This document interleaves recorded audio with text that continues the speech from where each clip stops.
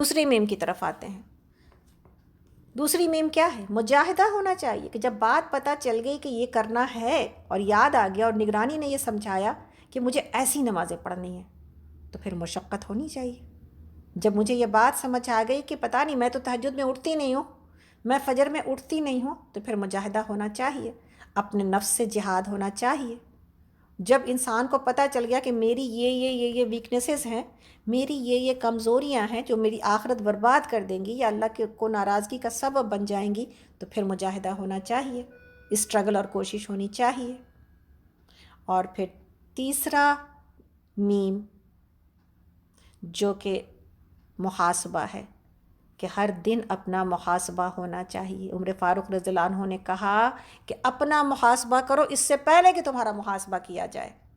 اور نبی صلی اللہ علیہ وسلم نے ساری باتیں سمجھانے کے بعد کہ تمہاری ہر چیز لکھی جا رہی ہے تمہارے دونوں کندھے کے اوپر، کرامن کاتبین لکھے جا رہے ہیں، تمہاری جلد ریکارڈ کر رہی ہے، تمہارے آس پاس کی چیزیں ریکارڈ ہو رہی ہیں، اللہ رب العالمین دیکھ رہے ہیں، زمین ریکارڈ کر رہی ہے. اس کے بعد یہ دعا سکھائی کہ بندہ مومن اپنے محاسبے سے کبھی نہیں بے خبر رہتا.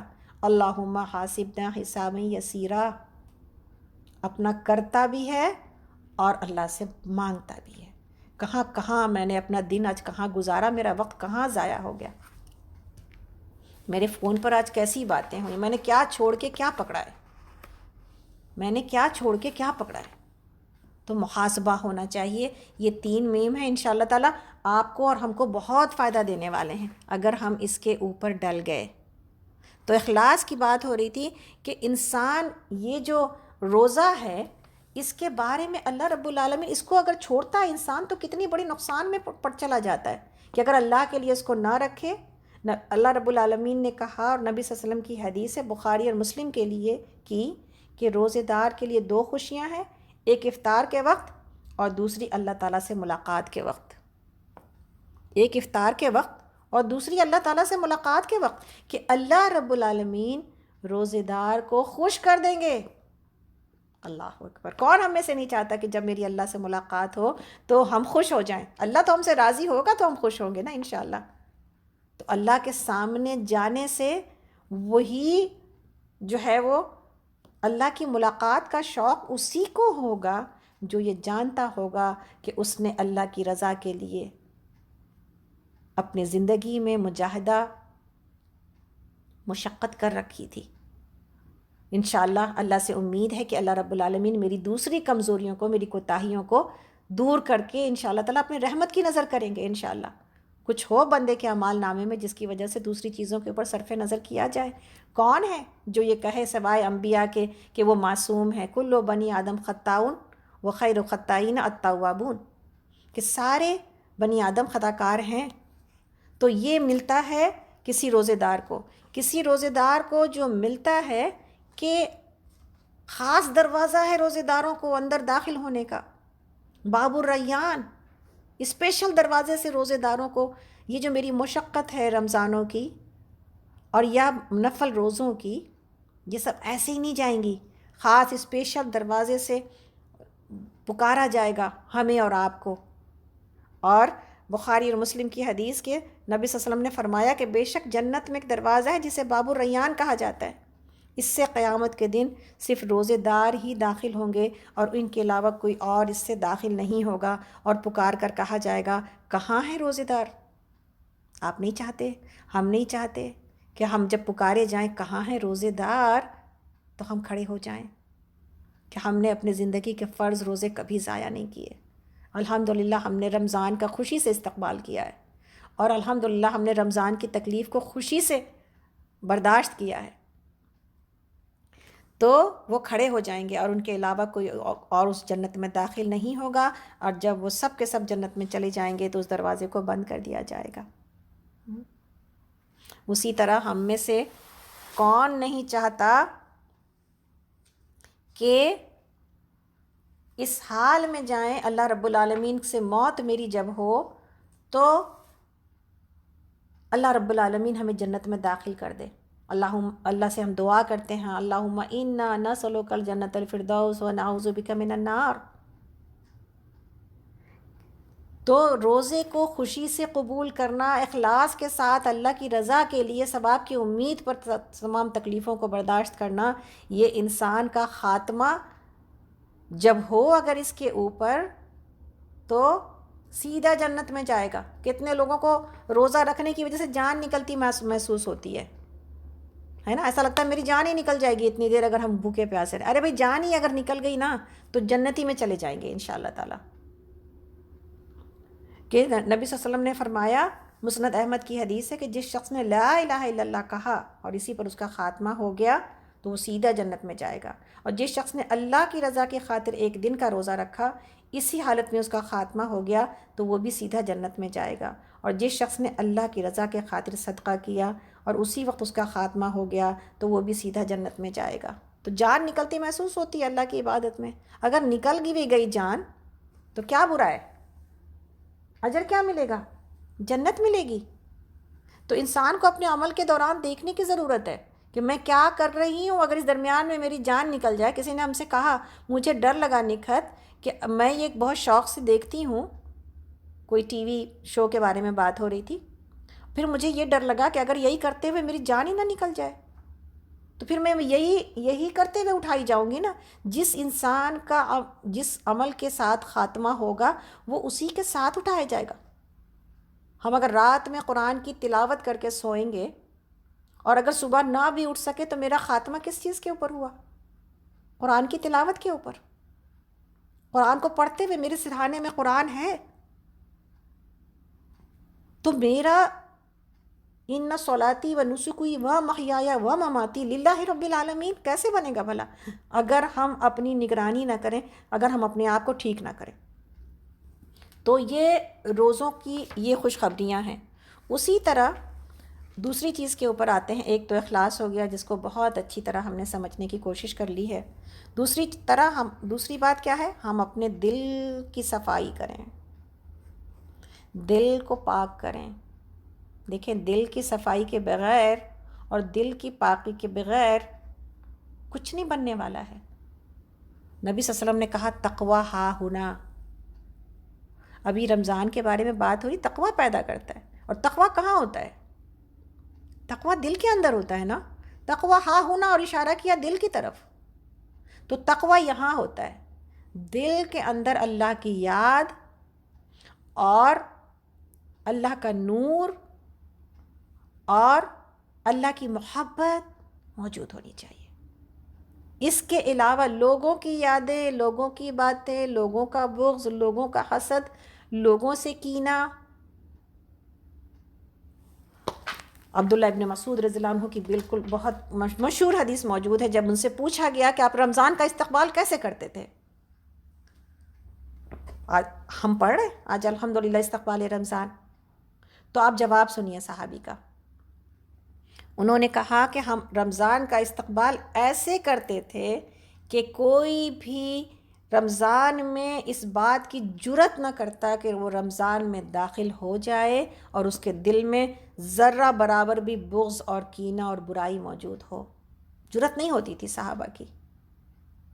کیسے رحمتوں والے مہینے میں اس گندے دل کے ساتھ شامل ہوں جس کے اندر لوگوں کی۔ تو سب سے زیادہ جو ضرورت ہے کہ اپنے دل کو صاف کریں، سب کو معاف کریں، اور لوگوں کے کوئی حق رہتا ہے تو معافی مانگ لیں۔ اور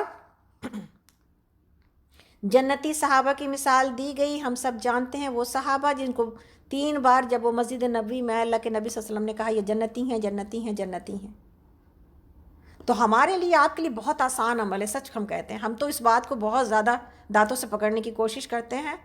انسان ہے، غلطی پھر بھی ہوتی ہے، لیکن ہر وقت اس بات کی طرف توجہ رہتی ہے۔ سچا ہونا ہے آپ کو اندر سے اور باہر سے، سچی کہتے ہیں۔ سچائی جو ہے نا وہ اللہ تک بھی آپ کو پہنچا دیتی ہے، سچائی لوگوں کے دلوں تک بھی آپ کو پہنچا دیتی ہے۔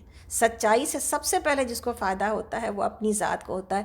انسان خوشی، مسرت، سکون محسوس کرتا ہے۔ یہ جو سکینت ہے نا کہیں دوسری جگہ پر نہیں ہے، کوئی ایسے امیزون پر بکنے والی چیز نہیں ہے جس کو پے کر کے ہم حاصل کر لیں۔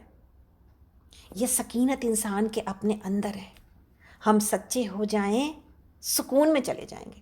ہم نے اس لیے اپنے اس پورے جو ہے وہ گروپ کا نام اور اس جو ہے اپنی انسٹیٹیوٹ کا نام سب کا یہ جو سکینت عباد الرحمن رکھا ہے. سکینت اللہ کی عبادت میں ہے. عباد الرحمن بن جائیں گے سکون پا جائیں گے. اور سکون ملتا ہے سچائی سے، کہ انسان سچے دل سے اللہ سے محبت کرنا شروع کر دے. انسان سچے دل سے لوگوں سے محبت کرنا شروع کر دے. جب اس صحابی کا عمل دیکھا گیا، کچھ بھی نہیں تھا زیادہ، بہت زیادہ نوافل نہیں تھی، نہ نمازیں نہ روزے، فرائض کے اوپر عمل کر رہے تھے. اور دل کیا کیا تھا؟ دل صاف رکھا ہوا تھا کہ میں رات میں جب سوتا ہوں، بستر پر جاتا ہوں، میں اپنے دل کو صاف کر لیتا ہوں سب کی طرف سے. اور اللہ کے نبی صلی اللہ علیہ وسلم کی وہ حدیث ہم سب جانتے ہیں کہ جسم کے اندر ایک چیز ہے، اگر وہ سیدھا ہے پورا جسم سیدھا ہے. دل سیدھا ہو تو زبان سیدھی ہو جاتی ہے، دل سیدھا ہو تو عمل سیدھا ہو جاتا ہے. تو سب سے زیادہ ضروری بات یہ ہے کہ دل کی صفائی ہونی چاہیے. اور یہی وجہ ہے، یہ ہم سب جانتے ہیں اس کو، لیکن اس کو خاص طور پر سیکھنے کی بھی ضرورت ہے. اسی لیے اس بار کے دور قرآن کی جو تھیم ہے وہ ہم نے رکھی ہے پیوریفیکیشن آف ہارٹ. اپنے دل کی صفائی، کس طرح انسان جو ہے نا اپنا تزکیہ نفس کرے، کیسے صاف کرے اپنے آپ کو. تو یہ ہے دوسری چیز کہ لکھیے گا کہ دل صاف کرنا ہے. اور رمضان تک پہنچنے کی ضرورت نہیں ہے، یہیں سے کریں، آج سے کریں، ابھی سے کریں. رجب کے مہینے سے گزر رہے ہیں. تیسری چیز، اپنے گناہوں سے اور پچھلے سارے گناہوں سے ہم توبہ کریں، ہے نا. ایک ایسا مہینہ ہے کہ جس کے اندر جو ہے وہ رحمت ہی رحمت ہے. تو انسان کو یہ جو مہینہ آیا ہے جس کے بارے میں ہے کہ اللہ نبی صلی اللہ علیہ وسلم نے آمین کہی ہے اور جبرائیل علیہ السلام نے دعا کی ہے. ہم سب جانتے ہیں کہ وہ 3 دعائیں جس پر نبی کی آمین ہے اور فرشتے کی دعا ہے، جس میں ایک دعا کیا ہے کہ جس کسی کو رمضان کا مہینہ ملا اور پھر بھی اس نے مغفرت نہ کروا لی اپنے رب سے. مغفرت کا مہینہ ہے تو اب نہیں توبہ کریں گے کب کریں گے؟ اور توبہ کے لیے رمضان کا بھی انتظار نہیں، آج کریں، اب کریں، ہر نماز میں کریں. سید الاستغفار یاد کریں، صبح کریں، شام کریں. اپنے کسی عمل کو، ابھی غلطی ہوئی ابھی صدقہ دیں، ابھی اللہ کا ذکر کریں، ابھی جو ہے اللہ سے معافی مانگیں. ضرورت نہیں ہے انسان کو کہ کبھی رمضان یا ہم حج پہ جائیں گے تو اپنے سارے گناہوں سے توبہ کریں گے. حج کا انتظار نہ کریں، کوئی نہیں جانتا کس کو حج ملنا ہے نہیں ملنا ہے. اب ہم اپنی برائی تب چھوڑیں گے جب ہم حج کر لیں گے. ہم برائی تب چھوڑیں گے جب ہم بوڑھے ہو جائیں گے. ہم اسکارف تب لگائیں گے جب میرے بال سفید ہو جائیں گے. ہم ابھی پڑھائی تب کریں گے، دین کا علم تب حاصل کریں گے جب میرے بچے بڑے ہو جائیں گے. کس نے دیکھا ہے کل؟ کس امید پر اپنے آپ کو دھوکے دیتے ہیں؟ اس زندگی کی امید پر جس سے زیادہ بڑی بے وفا کوئی چیز نہیں ہے. تو اپنے گناہوں سے توبہ، اور سچی توبہ. اور سچی توبہ کی علامت کہ انسان کو شرمندگی ہو اپنے اعمال کے اوپر، اللہ سے معافی مانگے اور نہ کرنے کا عزم کرے، نہ کرنے کا عزم کرے. اللہ رب العالمین بار بار توبہ بندہ توڑتا ہے اور بار بار بھی مانگتا ہے، پھر بھی معاف کرتے ہیں، پھر بھی معاف کرتے ہیں. اللہ تعالیٰ کہتے ہیں فرشتوں سے کہ میرے بندے کو معلوم ہے. کیا معلوم ہے؟ سبحان اللہ، کیا معلوم ہے میرے بندے کو؟ میرے بندے کو یہ معلوم ہے کہ وہ خطا کار ہے. میرے بندے کو یہ معلوم ہے کہ میں ہی اس کے گناہوں کو بخشتا ہوں. اللہ تعالیٰ مسکراتے ہیں جب بندہ کہتا ہے کہ فاغفر لی فإنہ لا یغفر الذنوب الا انت. اے اللہ مجھے معاف کر دے، تیرے سوا کوئی معاف کرنے والا ہے ہی نہیں. بس اپنا سر اس کے قدموں میں ڈال کے بندہ معافی مانگ لے اور توبہ کر لے. سبحان اللہ. ایسی رحمت والی ذات سے کس امید پر دور رہیں اور کیوں نہ جھک جائیں اس کے قدموں پر.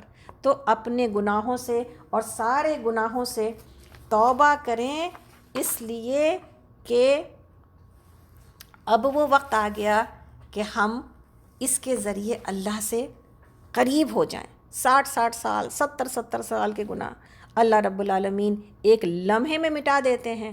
صرف مٹاتے نہیں ہیں بلکہ گناہوں کو نیکیوں میں تبدیل کر دیتے ہیں. جاؤ تم کیا یاد رکھو گے اللہ رب العالمین جیسے الرحمن اور رحیم سے تمہارا واسطہ پڑا ہے. ایمان وہ چیز ہے کہ جو میرے گناہوں کو نیکیوں میں تبدیل کر دیتی. تو پھر احسان اللہ کا کتنا سمجھیں اور کتنا جانیں کہ اللہ رب العالمین نے ہمیں اور آپ کو ایمان سے نواز رکھا ہے.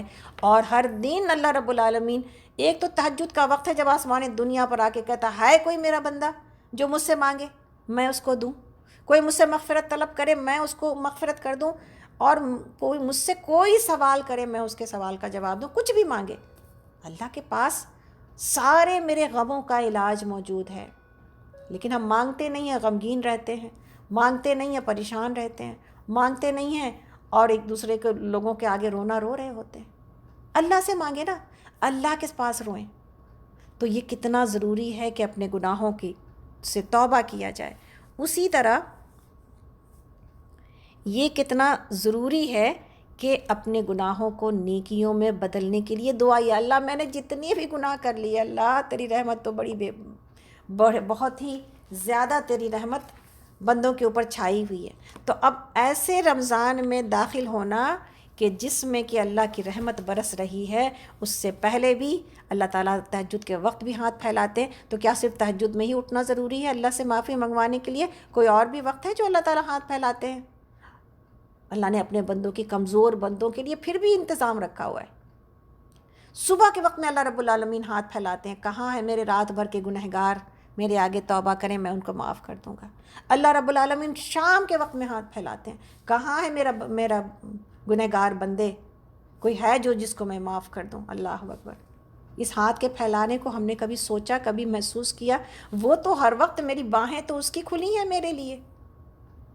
ہم کب دیکھیں گے اپنے اس محبت کرنے والی ذات کو، اپنے محسن کو، جس نے مجھے میری نافرمانی کے باوجود اب تک نہیں پکڑا ہے اور زندگی دے رکھی ہے کہ شاید توبہ کر لے، شاید توبہ کر لے، مہلت دو، مہلت دو، ابھی نہ پکڑو، ابھی نہ پکڑو، ابھی مہلت دو.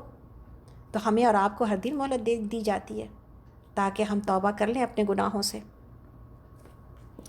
تو انشاءاللہ تعالیٰ یہ کرتے ہیں، انشاءاللہ تعالیٰ آج سے کریں گے اور انشاءاللہ ہر دن کریں گے، ہر نماز میں کریں گے. اپنے گناہوں کو لکھیں گے، اپنی کمزوریوں کو، اور اس سے نکلنے کی کوشش کریں گے، سچی توبہ کریں گے. اس لیے کہ یحییٰ بن حسین کی بڑی زبردست بات ہے اور وہ ہمیں یاد رکھنا چاہیے کہ جھوٹے والی توبہ نہ کریں. ہم کہتے ہیں کہ ہمارا استغفار بھی استغفار کا محتاج ہے. ہمیں استغفار پر بھی اللہ کا استغفار کرنا چاہیے، کیونکہ یہ استغفار صرف زبان سے ہوتا ہے، دل سے نہیں ہوتا، دل پر سے کوئی اثر ہی نہیں ہوتا. چوتھی چیز، وقت کی پلاننگ کرنا ہے انشاءاللہ تعالیٰ. یہ جو رمضان جو اتنا قیمتی ہے کہ اس کے لیے کہ یہ کیا کیا نہیں آپ کو اور ہم کو عطا کرتا ہے نا. یہ ہمیں شفاعت کرے گا میری اور آپ کی. نبی صلی اللہ علیہ وسلم نے کہا روزہ شفاعت کرے گا، قرآن اور روزہ شفاعت کریں گے. تو قرآن اور روزہ شفاعت کریں گے تو پھر اس کی پلاننگ کتنی ہونی چاہیے، اور پلاننگ کیا ہونی چاہیے؟ آگے تو اس میں ہے کہ قرآن کی تلاوت ہے میرا آگے معاملہ، لیکن یہیں پر سے اگر لے لیتے ہیں کہ میرے قرآن کی تلاوت اس پلاننگ میں شامل ہونی چاہیے، میرا دور قرآن اس تلاوت اس پلاننگ میں شامل ہونا چاہیے. میری سحری میں کیا کب اٹھا جائے گا یہ میری پلاننگ میں شامل ہونا چاہیے. میرا تہجد کی نماز، میری تلاوت، میری تراویح، میرے اذکار، میرے رمضان میں میری یہ ساری پلاننگ جو بات ہو رہی ہے کہ میرا کیا کیا کرنا ہے رمضان میں، اس کی تیاری اور استقبال کیا ہے، استقبال رمضان کیا ہے، یہ سب میری پلاننگ میں شامل ہونا چاہیے تو ہی ہو سکے گا کام. جیسے بات ابھی ہوئی کہ یہ تو میرا چانس ہے نا جو مل رہا ہے ہم کو اس رمضان میں. ان 20 لوگوں میں ہم شامل نہیں ہیں، امریکہ کے 5 لاکھ لوگوں میں ہم شامل نہیں ہیں جو کہ چلے گئے اس دنیا سے، اور ابھی بھی ہم کو پتہ نہیں ہے کہ ہم کو رمضان ملے گا یا نہیں ملے گا. اسی لیے دعا کی جائے گی، اس لیے نیت اچھی کی جائے گی. جو انسان جب نیت کر لیتا ہے نا اجر شروع ہو جاتا ہے. ہم کتنے لوگوں کو حفظ میں سکھاتے ہیں پورے قرآن کی نیت کریے، لوگ ڈر جاتے ہیں. ایسی بات نکھت کہتی ہیں اب ہم اس بڑھاپے میں پورے قرآن کی نیت کیسے کریں گے بھائی. تو نیت کرنے سے کیوں ڈر لگتا ہے؟ نیت تو کریں، چھوٹے چھوٹے قدم تو اٹھائیں. اگر ہم بغیر قرآن سارا حفظ کیے بغیر بھی اگر اللہ کے پاس چلے گئے نا تو اجر کس کا ملے گا؟ نیت کا. میرا بندہ یہ چاہتا تھا، تو نیت سے نہ ڈرے. تو نیت اور پلاننگ اتنی بڑی چیز ہے کہ جس کی وجہ سے انسان بہت کچھ حاصل کر لیتا ہے، ادروائز بہت کچھ لوز کر دیتا ہے. اگر پلاننگ نہ ہوئی تو پھر آپ اور ہم وہی رمضان گزر جائے گا تو ہم کہیں گے ہائے اتنا تیز آیا، اتنا تیز چلا گیا، میں تو یہ کرنا چاہتی تھی، میں اتنے قرآن ختم کرنا چاہتی تھی، میں یہ صدقہ کرنا چاہتی تھی، ہائے میں یہ نہیں کر سکی. حسرتوں پر جیتے ہیں ہم. پہلے وقت کو لوز کرتے ہیں، ضائع کرتے ہیں، پھر اس کے بعد حسرتیں کرتے ہیں. پورا قرآن انسان کی ان حسرتوں کی آوازوں سے بھرا پڑا ہے. اللہ اکبر. اللہ تعالیٰ ہمیں بتاتے ہیں کتنی جگہ انسان کہے گا یا لیتنی قدمت لحیاتی، کاش کہ میں نے آگے کے لیے کچھ بھیجا ہوتا، کاش کہ میں نے یہ کیا ہوتا. اور آج دنیا میں پکڑ پکڑ کے سمجھایا جاتا ہے ہم کو اور آپ کو، تو ہماری سمجھ میں نہیں آتا. ہمارے پاس ٹائم نہیں ہے، میری پسند یہ ہے، میرا کام یہ ہے، میرے بچے ہیں، میرا شوہر ایسے چاہتے ہیں، میرا خاندان ایسا چاہتا ہے، میں امریکہ میں آ گئی ہوں تو میں ایسے جینا چاہتی ہوں، وغیرہ وغیرہ وغیرہ. آپ کے اور میرے جو بھی عذرات ہیں، ریزنز ہیں اللہ کو ناراض کرنے کے، اپنے آگے ہم سب جانتے ہیں. تو یہ پلاننگ، تو پھر آپ اور ہم یہ دیکھیں کہ اگر پلاننگ نہیں ہوگی اور اللہ کے نبی صلی اللہ علیہ وسلم کی اس بات کو ہم دیکھیں گے نہیں، دانتوں سے پکڑ کے چلیں اس زندگی کو، اس لمحات کو. حدیث کہتی ہے 5 چیزوں سے پہلے 5 کی قدر کریں. جوانی کو بڑھاپے سے پہلے. جوانی اگر ختم کر آئے ہیں پیچھے، اسٹل ہم جوان ہیں اس لیے کہ ہم یو ایس اے میں رہتے ہیں، آپ کو پتہ ہے.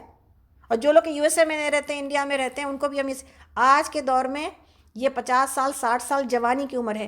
یہ ریسرچ بتا چکی ہے انسان کا سب سے پروڈکٹیو ایج جو ہے نا وہ بٹوین 60 to 80 ہے.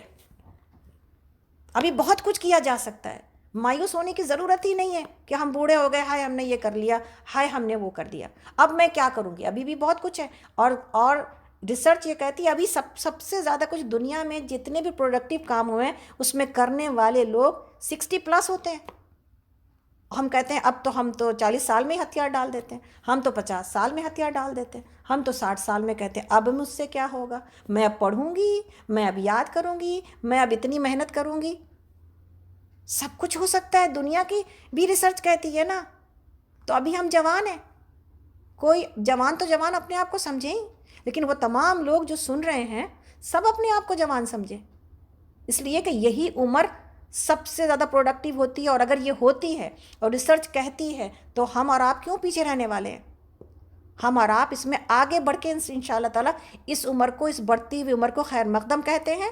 اپنی صحت کی حفاظت کرتے ہیں اور اپنے وقت کی حفاظت کرتے ہیں جس کو برباد کرتے ہیں. 2 چیزیں جس کو انسان جس کی اہمیت نہیں سمجھتا، حدیث ہم کو اور آپ کو سمجھاتی ہے کہ یہ تو ایک پہلی چیز صحت جس کی طرف توجہ نہیں ہے، ختم ہو جاتی ہے تو انسان ہائی وائی کرنے لگتا ہے. اور دوسری چیز وقت ہے جس کی قدر نہیں کرتا، اور انسان جب مصروف ہو جاتا ہے کہتا ہے ہائے وقت ملتا تو میں یہ کر لیتا. تو جوانی کو بڑھاپے سے پہلے. اور آج کے پروگرام سے جو آپ کو فائدہ ہونے والا ہے، جو ہم کو فائدہ ہونے والا ہے، وہ یہ کہ ہم سب جوان ہو چکے ہیں الحمدللہ. ایسا ہی ہے نا انشاءاللہ تعالیٰ. دوسری چیز صحت کو بیماری سے پہلے. کتنی بھی صحت آپ کی خراب ہو چکی ہو، اب ہم میں سے کتنے لوگ کہیں گے ہاں میری تو صحت چلی گئی، اب ہم صحت کی کیا فکر کریں. کتنی بھی صحت خراب ہو چکی ہو، ہم ہمیشہ یہ بات کہتے ہیں اپنے لوگوں کو، جس بیماری کی دوا موجود ہے اور آپ دوا کھا کے اس کو ٹھیک کر سکتے ہیں، وہ بیماری ہی نہیں ہے. وہ بیماری ہی نہیں ہے. بس کوئی چیز لگی ہے، اللہ کا شکر ہے اجر بھی مل رہا ہے اور طبیعت بھی ٹھیک ہے. کوئی چیز لگی ہے تو اجر تو مل رہا ہے نا. کوئی تکلیف آ گئی ہے، مجھے دھو رہی ہے لا باس طہور انشاءاللہ. کوئی تکلیف آپ کو اور ہم کو دھو کے اور پاک کر کے ہی جاتی ہے. کوئی بیماری لگ گئی ہے، مستقل کنٹینیوس اجر مل رہا ہے اللہ کی طرف سے اس تکلیف کے اوپر انشاءاللہ تعالی. اسی طرح کہا گیا فرصت کو مصروفیت سے پہلے. کتنے بھی مصروف ہیں آپ اور ہم، فرصت کا وقت نکالا جائے گا اپنے آخرت کی تیاری کے لیے. اپنی بیکار کی فرصتوں کو چھوڑ کے کام کی مصروفیت ڈھونڈیں، اس لیے کہ زندگی آپ کو کبھی اور ہم کو موقع نہیں دے گی۔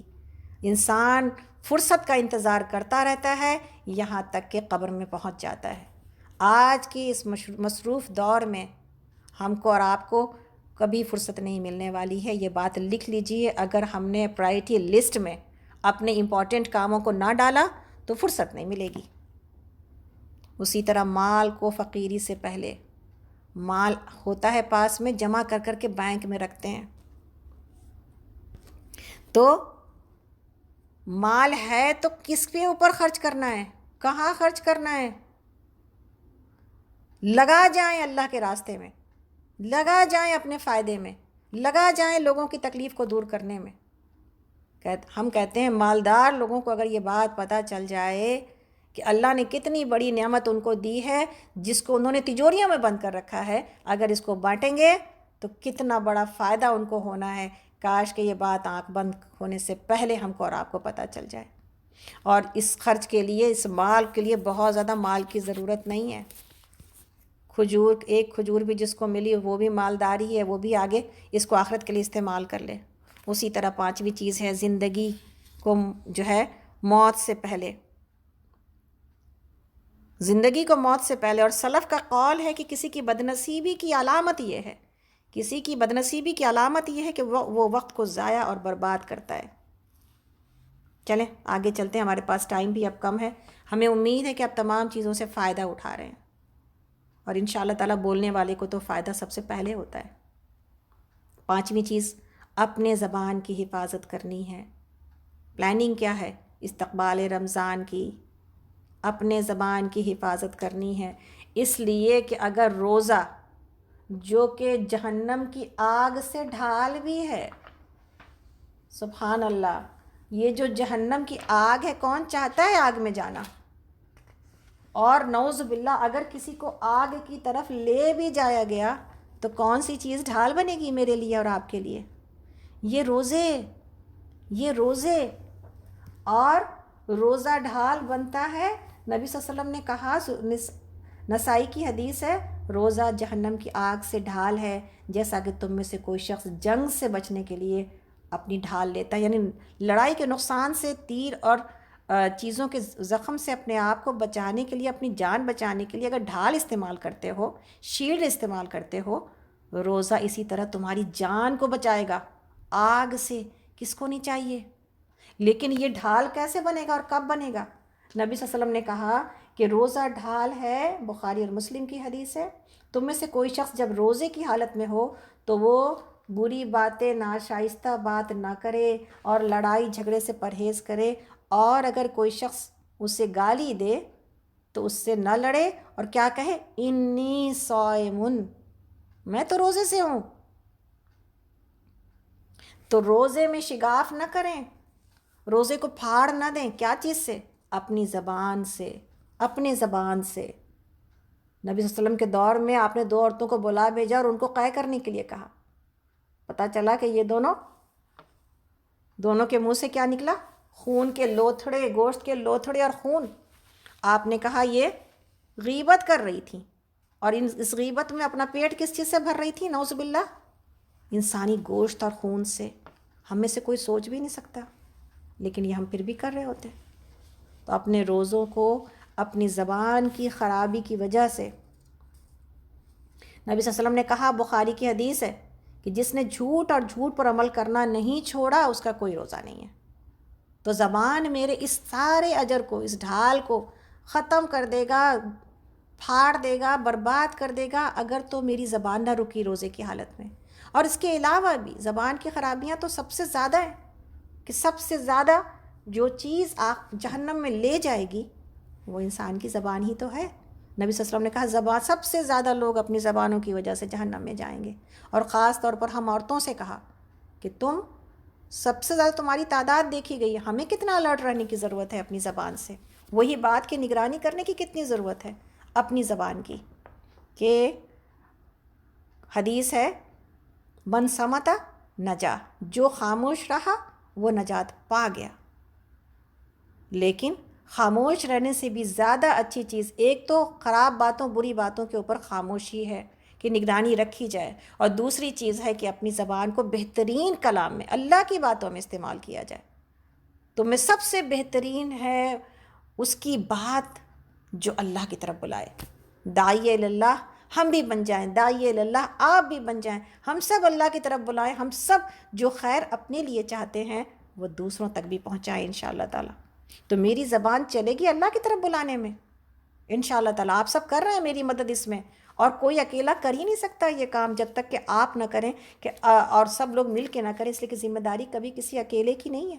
جس نے کلمہ لا الہ الا اللہ پڑھا ہے وہ داعی اللہ ہے، وہ اللہ کی طرف دعوت دینے والا ہے۔ اب چاہے وہ اس پوسٹ کو سمجھتا ہے یا نہیں سمجھتا، اس کو تو دے دی گئی یہ پوسٹ، اس کو تو مل گئی ہے، ہم کو اور آپ کو تو ملی ہوئی ہے یہ پوسٹ۔ کیوں؟ اس لیے کہ نبی صلی اللہ علیہ وسلم کے بعد کوئی نبی نہیں آئے گا۔ آپ صلی اللہ علیہ وسلم کی یہ دعوت کی، میسج کی، اللہ کی طرف ہوگا بلانے کی ذمہ داری اب اس امت کے ہر فرد کی طرف، ہر فرد کے اوپر ہے۔ تو زبان ہی تو ہے جس کو استعمال کیا جائے گا اللہ کی طرف دعوت دینے کی، اور اللہ کو سب سے زیادہ یہی ادا پسند ہے اپنے بندے کی کہ جب وہ بولے اللہ کے لیے بولے، اپنا بولنا، اپنی انرجی، اپنا سب کچھ لگائے اللہ کے لیے۔ تو یہ ہے زبان۔ اور یحییٰ بن معین کہتے ہیں کہ کسی نے ان کو گالی دی تو آپ مسکرانے لگے، تو کسی نے کہا جواب دیں، تو انہوں نے کہا مسکرا کر کہنے لگے کہ اگر گالی کا جواب گالی سے دینا ہے، گالی کا جواب اگر گالی سے دینا ہے تو میں نے علم ہی کیوں حاصل کیا؟ برے کا جواب اگر برے سے دینا ہے تو پھر علم ہی کیوں حاصل کیا گیا؟ تو انسان اپنے اخلاق کو بلند کر کے رکھے، اپنی زبان کو سنبھال کے رکھے۔ چھٹی چیز جو کہ ہم پہلے بھی دیکھا ہے انشاءاللہ، یہ پانچویں چیز زبان کی حفاظت تھی، یعنی پہلے سے اگر ہم شروع سے بتائیں آپ کو تو پہلا اخلاص تھا، اس کے بعد دل کی صفائی دوسرے نمبر پر، تیسرا اپنے گناہوں سے توبہ، چوتھا اپنے وقت کی پلاننگ۔ انشاءاللہ تعالی ہم لوگ آپ کو رمضان کی پلاننگ بھی انشاءاللہ جب رمضان قریب آئے گا تو ایک پلاننگ آپ کو کچھ نہ کچھ دی جائے گی انشاءاللہ تعالی، تاکہ آپ کو تھوڑی سی بات کی سمجھ آئے کہ ہمیں پلاننگ کس طرح کرنی ہے۔ پانچویں چیز اپنے زبان کی حفاظت ہے، اور چھٹی چیز قرآن کی تلاوت ہے۔ یہ قرآن کا مہینہ ہے، روزے ہمارے اوپر یہ مشقت ہمارے اوپر ڈالی ہی اس لیے گئی ہے کہ اس کے اندر قرآن کو نازل کیا گیا ہے نا۔ یہ قرآن کا مہینہ ہے، اللہ تعالیٰ نے فرمایا کہ یہ شہر رمضان الذی انزل فیہ القرآن، رمضان، یہ رمضان کا مہینہ وہ مہینہ ہے، سورہ بقرہ کی آیت نمبر 185 میں، جس میں قرآن نازل کیا گیا، جو لوگوں کے لیے باعث ہدایت اور اس میں ہدایت کی اور حق و باطل کے درمیان فرق کرنے کی نشانیاں ہیں۔ اور اللہ تعالیٰ نے سورہ قدر کی پہلی آیت میں فرمایا انا انزلناہ فی لیلۃ القدر، شب قدر کی راتوں میں اس کو نازل کیا گیا، اور اسی کا شکرانہ ہے جو ہمیں ایک مہینے مشقت روزے کی اختیار کر کے اللہ کو دینا ہے۔ اللہ تو نے ایسی کتاب، ایسا خزانہ نازل کر دیا اس امت کے اوپر۔ سورہ اس کی موجود ہے نا آیت، سورہ اس وقت سورہ نہیں یاد آ رہی، لیکن اس کی آیت نمبر 57-58 ہے کہ سورہ یونس کی آیت نمبر 57-58 کہ لوگوں یہ جو قرآن ہے نا یہ تمہارے لیے رحمت، اور اس کے اندر جو ہے وہ ہدایت ساری کی ساری موجود ہے۔ لوگوں کو خوشیاں منانا چاہیے اس اللہ کے اس دل کی بیماری کا علاج، اس کے اندر رحمت، اس کے اندر ہدایت ساری کی ساری موجود ہے، اور تم کو خوشیاں منانی چاہیے جو تمہارے اوپر جو نعمت اللہ نے دی ہے۔ یہ خوشی منانے کا جو مہینہ یہ جو رمضان کا ہوتا ہے یہ اسی طرح ہے، خوشی منانے کا ہے اور اللہ کے اوپر شکر گزاری کا ہے مہینہ۔ اور اللہ تعالیٰ نے کہا کہ اس کو جمع کرنے کے لیے لوگ دنیا جمع کر رہے ہوں اور تم اس کو جمع کرو۔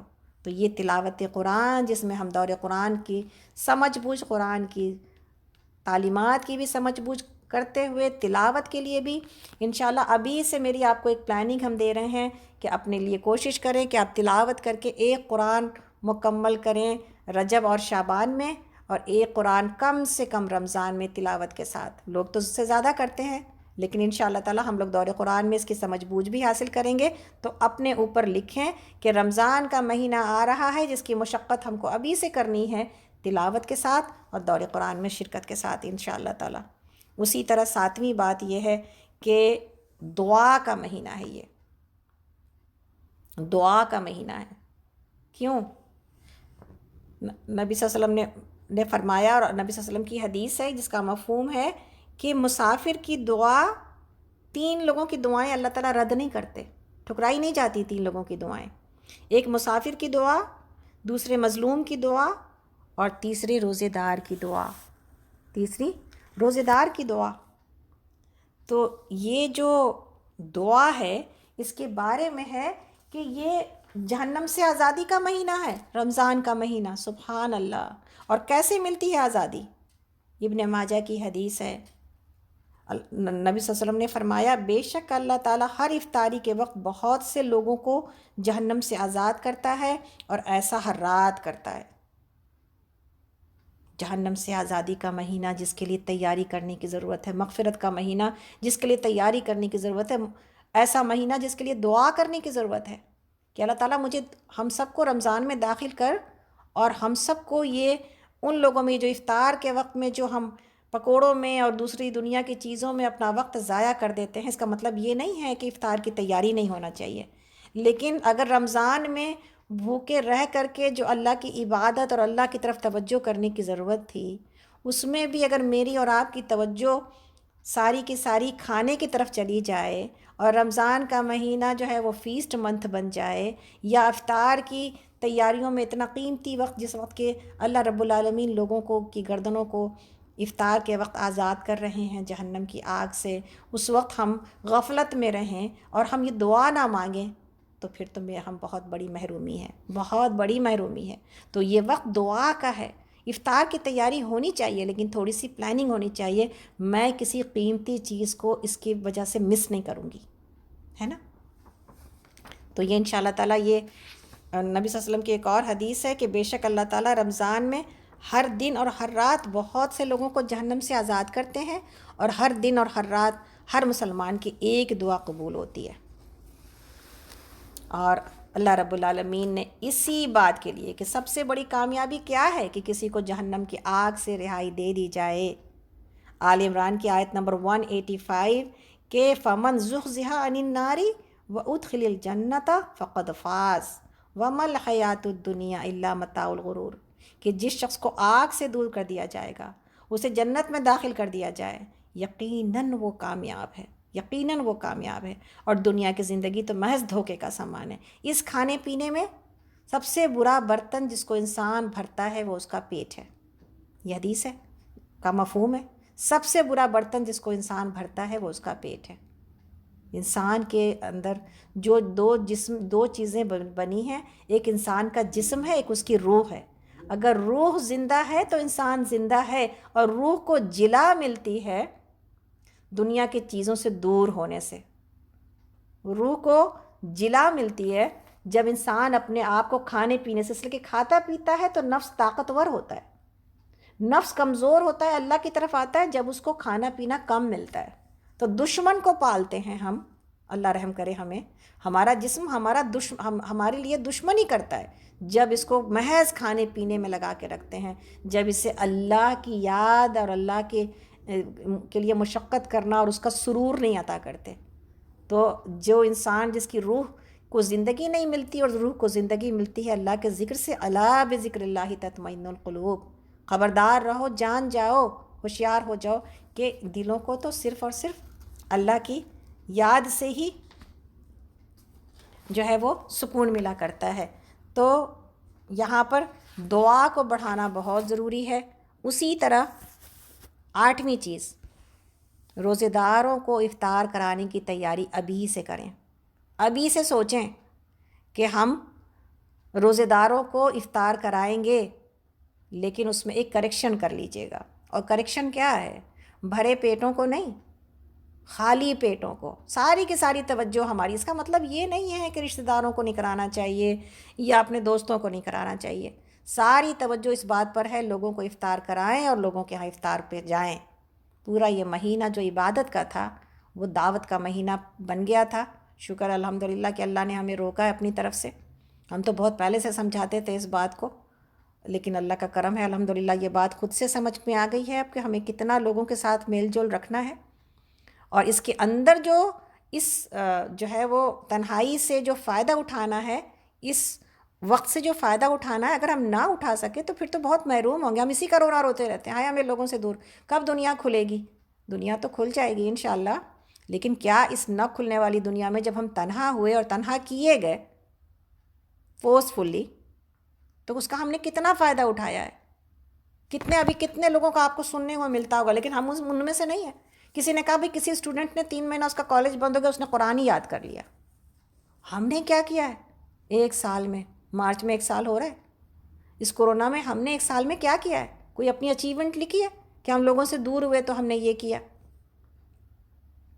کوئی خاص کام آپ نے اور ہم نے کیا ہے تو لکھنا چاہیے، اگر نہیں کیا ہے تو کرنا چاہیے، تاکہ اس الگ کیے جانے کا فائدہ ہو۔ پھر ہم چاہتے ہیں دنیا کی بھیڑ میں ہم گم ہو جائیں، یہ تو ہماری دل کی خواہش ہوتی ہے، لیکن ہمیں جو بات سمجھنے کی ضرورت ہے کہ ہم روزہ دار کو افطار کرائیں اور بھوکے پیٹوں کو انڈیا پاکستان میں اپنے علاقے میں لوگوں کو بھیجیں۔